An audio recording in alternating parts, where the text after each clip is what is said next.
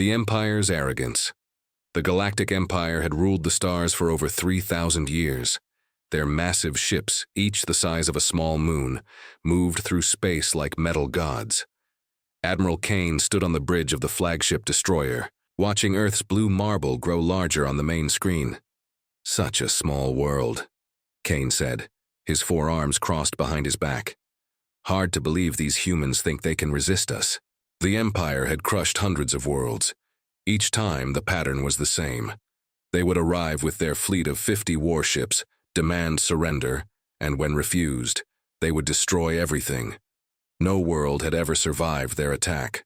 Commander Vale, Kane's second in command, studied the reports on his tablet. "Sir, our scouts say Earth has only 12 small ships. Nothing compared to our fleet. This will be over in minutes." Kane nodded. The humans had been warned 3 months ago. Submit to Empire rule or face destruction. Every world received the same message. Most surrendered immediately when they saw the Empire's power. A few tried to fight. None succeeded. "Their ships are so tiny," laughed Lieutenant Rax from his station. "I've seen cargo vessels bigger than their largest warship." The bridge crew chuckled. It was always the same. These smaller species never understood the true scale of the Empire's might. Their ships looked like toys compared to the massive Empire vessels that blocked out stars when they moved. "Sir," called the communications officer, "we're receiving a message from Earth. Put it through," Kane commanded. A human face appeared on the screen. The man looked calm, almost bored. He had gray hair and wore a simple blue uniform. "This is Admiral James of Earth Defense. You have entered our space without permission. Leave now." The bridge erupted in laughter. Kane held up one of his hands for silence. "Human, I am Admiral Kane of the Galactic Empire. You have had 3 months to surrender. Your time is up. Submit now or watch your world burn." Admiral James shook his head. "We don't submit to anyone. This is your final warning. Leave our space or face the consequences." More laughter from the bridge crew. Kane smiled, showing his sharp teeth. "Consequences. Human, we have 50 ships, each one capable of destroying your entire fleet. You have 12 tiny vessels. What consequences could you possibly threaten us with?" "You'll find out," James said calmly, then cut the connection. Kane turned to his weapons officer. "Target their ships. Destroy them all. Then we'll glass half their planet as an example to the rest of the galaxy." "Yes, sir." The weapons officer's hands moved over his controls. All ships report ready to fire. Through the main screen, they could see Earth's 12 ships arranged in a defensive line. They looked pathetic against the Empire's massive fleet. Each Empire ship was at least 50 times larger than the biggest Earth vessel. "This is almost sad," muttered Commander Vale. "They're not even trying to run." Kane studied the human ships through his scope. They were strange designs, sleek and angular, unlike anything he'd seen before. But size was everything in space combat. Bigger ships had bigger guns, thicker armor, and more power. These basic facts had never failed the Empire. "Sir," called the scanner officer, "I'm reading some unusual energy signatures from the human ships." Kane waved dismissively. Probably their engines overloading from fear. Fire when ready. But before the weapons officer could pull the trigger, something changed. The space around Earth's ships began to shimmer. The 12 vessels seemed to fade, slightly becoming translucent. "What's happening?" Kane demanded. "Unknown, sir. Their energy readings are impossible. The numbers don't make sense." Kane felt the first touch of unease. In 3,000 years, the Empire had never encountered anything they couldn't understand or defeat. "All ships, fire immediately." 50 massive beam weapons discharged at once. The space between the fleets lit up like a star as enough energy to destroy a moon lanced toward Earth's tiny ships. The beams struck the human vessels and simply disappeared. No explosions, no damage. The attacks just vanished as if they had never existed. "Impossible," whispered Commander Vale. Kane stared at the screen in shock. "Fire again! All weapons!" Another massive barrage erupted from the Empire fleet. Again, the weapons struck the human ships and simply ceased to exist. Earth's 12 vessels hung in space, completely undamaged. Then Admiral James's voice came over the comm system, reaching every ship in the Empire fleet. "We warned you," he said quietly. "Now you face humanity's answer to bullies like you." Kane watched in growing horror as space itself began to change around the human ships. The impossible defense. The space around Earth's 12 ships rippled like water. Admiral Kane gripped his command chair as his instruments went wild, displaying readings that made no sense. "Report!" Kane shouted. "Sir, the human ships are generating some kind of field," stammered the science officer. "It's bending space itself. Our weapons aren't just being blocked, they're being redirected into another dimension." Kane had never heard of such technology. The Empire's scientists were the best in the galaxy. They had studied physics for thousands of years. Nothing could simply make energy disappear. "Redirect into where?" Kane demanded. "Unknown, sir. The energy just stops existing in our reality." On the main screen, the 12 human ships began to move. They didn't accelerate like normal vessels.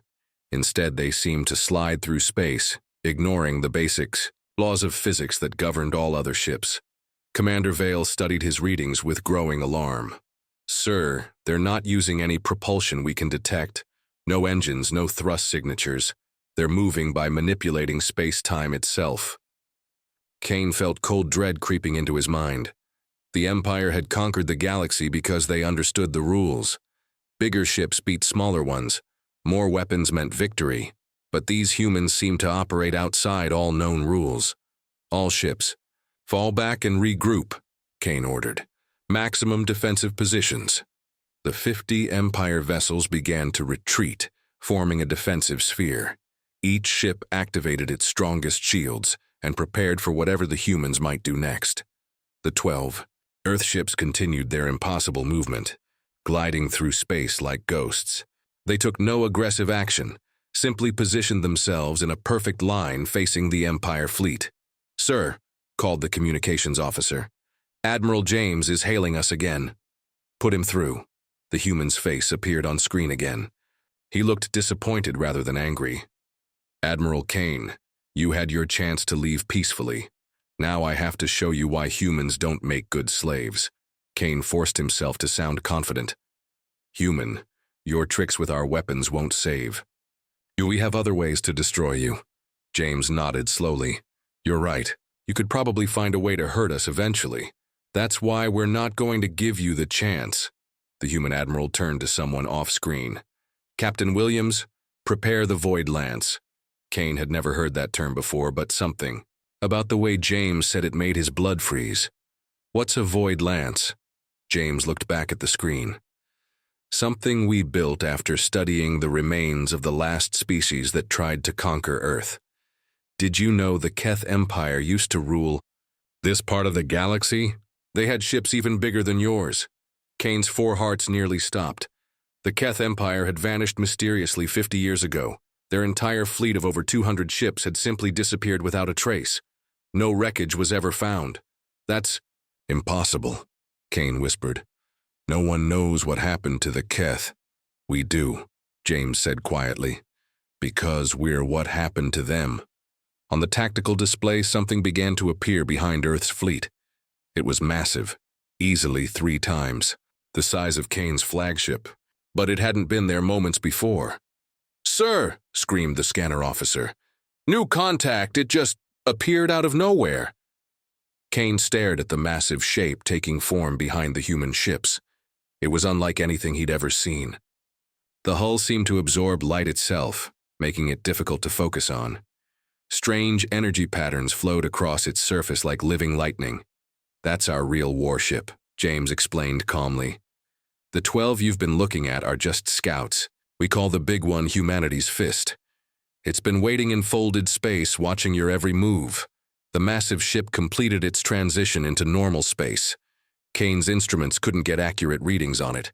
The ship seemed to exist partially in their dimension and partially somewhere else. "Impossible," muttered Commander Vale. "Nothing that large could hide in folded space. The energy requirements alone." "You keep using that word," James observed. Impossible. You might want to expand your definition of possible. We learned a lot from the species you've destroyed. Each one taught us something new about how to fight bullies. Kane realized with growing horror that this had all been planned. The humans hadn't been caught off guard. They had been waiting. "Sir," whispered the tactical officer, "the massive ship is powering up some kind of weapon. The energy readings are beyond our scales." Kane watched as the front of the human ship began to glow with an inner light that hurt to look at directly. "Admiral Kane," James said softly, "you have 10 seconds to order your fleet to surrender. After that, we demonstrate why Earth has never been conquered." The Void. Lance awakens. Admiral Kane's hands shook as he stared at the impossible ship materializing before his fleet. The humanity's fist continued to phase into reality, its dark hull crackling with energies that made his instruments scream warnings. 5 seconds, Admiral James announced calmly. Kane's pride warred with his survival instincts. The Empire had never retreated, never surrendered. But the Keth Empire had probably thought the same thing. 4 seconds. Commander Vale grabbed Kane's arm. "Sir, we should consider—" 3 seconds. Kane's tactical officer was frantically running calculations. "Sir, if that weapon has even half the energy output our sensors suggest, it could destroy our entire fleet." 2 seconds. Kane opened his mouth to give the surrender order, but his training kicked in. An Empire admiral who surrendered would face execution. Better to die fighting than live in shame. 1 second. All ships, evasive maneuvers. Kane shouted, "Maximum power to shields." James sighed on the screen. "I was hoping you'd be smarter than the Keth. Captain Williams, fire the Void Lance." The front of humanity's fist opened like a blooming flower, revealing a weapon that seemed to contain a piece of space itself. Inside the barrel was not darkness, but the complete absence of everything. A hole in reality that hurt to perceive. Mercy and warning, 770 words. Admiral James turned away from the screen for a moment, speaking. To his crew, Kane could hear him giving quiet orders, though the words were unclear. When James faced the screen again, his expression had changed from grim determination to something almost resembling compassion. "Admiral Kane, your flagship and the remaining 9 ships are about to enter the Void Lance field. I'm going to do something we've never done before, something that will probably get me in trouble with Earth Command." Kane watched the sphere of nothingness creep closer to his ship. 20 seconds, maybe less. "What do you mean?" "Captain Williams," James called to someone off screen. "Initiate emergency collapse of the Void Lance field. Authorization, James Alpha 7. "Sir." "That's against all protocols," came a woman's voice. "Once the lance is fired, we let it run its course, no exceptions." "I'm making an exception," James replied firmly. "These soldiers didn't choose this war, their leaders did." On Kane's tactical display, something impossible happened. The expanding sphere of nothingness suddenly stopped growing. For a moment, it hung in space, a massive bubble of non-existence that had consumed 41 of his 50 ships. Then, even more impossibly, the sphere began to shrink. "Sir," gasped Kane's science officer, "the field is collapsing. It's pulling back toward the source." Kane watched in amazement as the weapon that had seemed unstoppable reversed itself. The sphere of nothingness grew smaller and smaller until it finally vanished back into the barrel of humanity's fist. The space where 41 Empire ships had been was now completely empty. Not even debris remained. It was as if those vessels and their crews had never existed at all. Kane's remaining 9 ships hung in space, their crews stunned into silence. They had been seconds away from complete annihilation, saved only by an act of mercy from their enemy. "Why?" Kane asked quietly. "Why save us?" James rubbed his forehead, looking tired. "Because someone needs to go back and tell your empire what they're really facing. If we destroy every fleet you send, your leaders will just keep sending more, thinking their ships encountered some natural disaster or unknown enemy." Kane began to understand. "You want us to carry a message." "Exactly. You're going to return to your empire and tell them exactly what happened here. You're going to explain that Earth isn't some helpless world waiting to be conquered. We're the reason entire civilizations have vanished from this galaxy. Commander Vale spoke up from his station. Admiral Kane, what about our honor? How can we return home after such a defeat? James answered before Kane could respond. Commander, there's no dishonor in facing an enemy you cannot defeat. The dishonor lies in your empire's practice of crushing peaceful worlds. Kane felt the weight of James's words. For the first time in his military career, he questioned whether the empire's endless expansion was truly righteous. Admiral James, Kane said slowly, if your technology is so advanced, why haven't you conquered the galaxy yourselves? James smiled sadly. Because we learned something your empire never did. Conquest doesn't make you strong. It makes you a target. Every species you've destroyed had families, cultures, knowledge that's now lost forever. We prefer to be left alone. But you could rule everything, Kane pressed. With weapons like that, nothing could stop you. And then we'd become the thing we fought against, James replied. The moment we start forcing our will on other worlds, we become no different from your empire. That's a line humans refuse to cross. Kane looked around his bridge at his surviving crew. They were all listening intently to this conversation. These words would be repeated throughout the empire when they returned. What happens now? Kane asked. Now you go home, James said simply. You tell your emperor exactly what you witnessed here. You explain that Earth is protected by weapons your science cannot understand or counter, and you strongly suggest that the empire find somewhere else to expand. Kane nodded slowly. And if the empire doesn't listen? If they send a larger fleet? James's expression hardened. Then we won't show mercy a second time. The next Imperial fleet that enters our space will be completely erased. No survivors, no witnesses, no warnings. I understand. Kane turned to his navigator. Prepare for immediate departure. We return to the Empire at maximum speed. As Kane's remaining ships began to turn away from Earth, James spoke one final time. Admiral Kane, there's something else you should know. Earth isn't alone anymore. We've made contact with 17 other worlds your empire marked for conquest. We've been sharing our technology with them. Kane felt his blood turn cold. What are you saying? I'm saying your empire's expansion has come to an end. The age of bullies ruling the galaxy is over. What in the void is that thing? Whispered Vale. The human weapon discharged with no sound, no flash of light, no energy beam. Instead, a sphere of absolute nothingness expanded from the barrel, growing as it moved toward the Empire fleet. Kane watched in fascination and terror as the sphere approached. It wasn't moving fast. Any of his ships could have dodged it easily. But something told him that dodging wouldn't matter. All ships, scatter formation, he ordered. The 50 Empire vessels broke apart, each one racing in a different direction. The sphere of nothingness continued on its original path, seemingly targeting nothing. Ha! Laughed Lieutenant Rax. They missed, the weapon's too slow. But Kane noticed something wrong. The sphere wasn't shrinking with distance like a normal projectile. If anything, it was growing larger. Sir, called the science officer, his voice filled with dread. The sphere is expanding. It's not a projectile. It's a growing field of nothing. Kane realized the horrible truth. The humans hadn't been aiming at any specific ship. They had been aiming at the center of his formation, knowing his ships would scatter in all directions. The sphere of nothingness continued to expand, now large enough to swallow a small moon. The Empire ships, scattered in their evasive maneuvers, were all racing directly toward its growing edge. Reverse engines, all ships, reverse immediately. Kane commanded, but it was too late. The sphere expanded faster than the ships could retreat. The first vessel to touch the edge was the cruiser Dominator.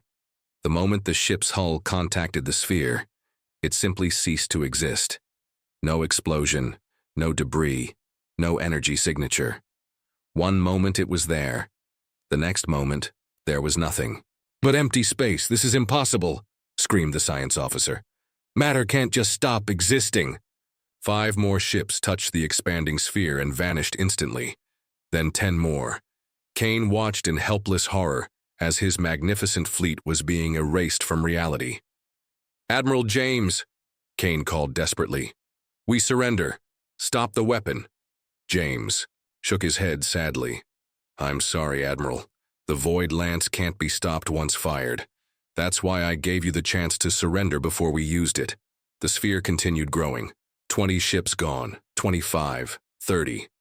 Kane's flagship was still racing away from the expanding nothingness, but he could see they wouldn't escape. "How is this possible?" Kane demanded. "What kind of weapon simply erases matter?"